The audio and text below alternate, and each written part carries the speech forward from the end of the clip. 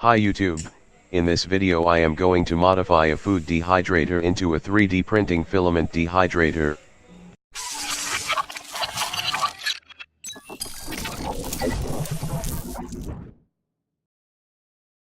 First you need a food dehydrator. Hygrometer optional. Let's start. Take the layers which are taller than the filament in total. Remove the racks of those layers.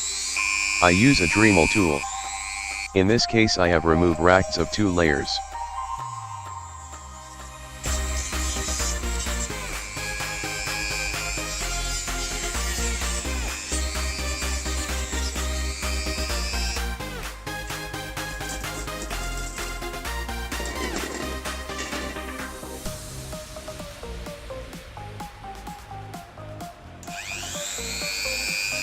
Then smoothen the edges of those layers. Finish. It's very easy. Put back the layers.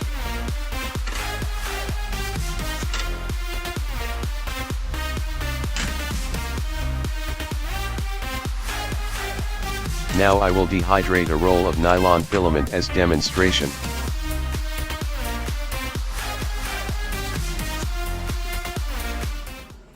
Six hours later. Before drying you will hear popping sounds when extruding. It will decrease the quality and strength of the print. The problems will fix after dehydration.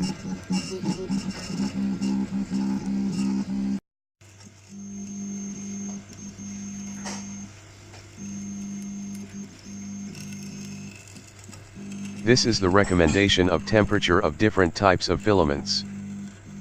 This is the end of the video. Thank you for watching.